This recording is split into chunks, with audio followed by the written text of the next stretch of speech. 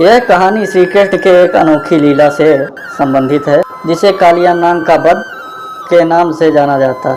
यह कथा केवल श्री कृष्ण की वीरता को दर्शाती है, बल्कि उनके द्वारा लोगों को संकट से मुक्त करने की अद्भुत क्षमता भी प्रकट करती है। कृष्ण का बाल्यकाल गोकुल और वृंदावन के बीच बीता, जहां उन्होंने कई अद्भुत लीलाएं की। उस समय यमुना नदी के एक हिस्से में कालिया नामक एक विशाल और विजेता नाग निवास करता था।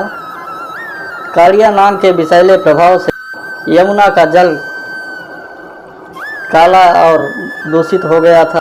इस जल को पीने वाले पशु पक्षी और लोग मर जाते थे, जिससे पूरे वृंदावन में भय और अशांति का माहौल था। यमुना के पास कोई जाने की हिम्मत नहीं करता था, क्योंकि कालिया नाग का आतंक हर किसी के मन में घर कर गया। एक दिन श्री कृष्ण अपने बाल दोस्तों के साथ यमुना किनारे खेल रहे थे। खेलते खेलते अचानक उनकी गेंद यमुना में जा गिरी। सभी बच्चे भयभीत हो गए, क्योंकि उन्हें पता था वहाँ कालिया नामक नाग रहता है। लेकिन श्री कृष्ण ने बिना किसी डर के यमुना में छलांग लगा दी। श्री कृष्ण को यमुना में डूबता देख उनके मित्र बहुत घबरा गए और दौड़ते हुए यशोदा माता और नंद बाबा को यह बात बताने चले गए। सभी गांव वाले इकट्ठा होकर यमुना किनारे पहुँचे और वहां आकर श्री कृष्ण को पुकारने लगे, लेकिन कोई भी यमुना में उतरने की हिम्मत नहीं कर रहा था।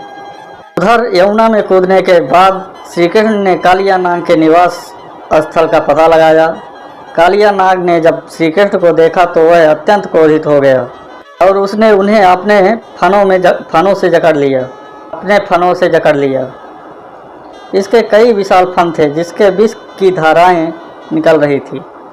ऐसा लग रहा था मानो यमुना का पानी जलकर भस्म हो जाएगा। लेकिन श्री कृष्ण ने अपने दिव्य रूप से कालिया नाग के फनों में अपने आप को छुड़ाया और फिर उस पर चढ़कर नृत्य करने लगे।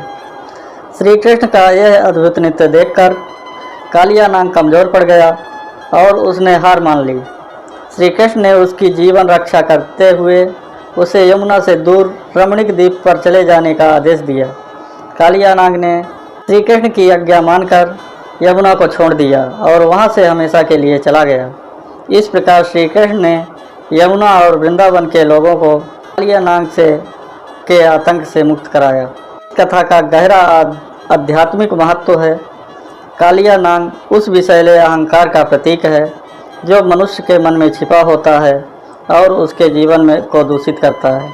कृष्ण उस ईश्वर तत्व का प्रतीक हैं जो हमें अहंकार और निरामकता से मुक्त कर सकता है। उनकी यह लीला हमें यह सिखाती है कि जीवन में कितने भी संकट हों, जीवन में बड़े से बड़े संकट क्यों न हों, अगर हमारी श्रद्धा और विश्वास मजबूत है तो हर समस्या का समाधान संभव है। बोलिए श्री कृष्ण भगवान की जय।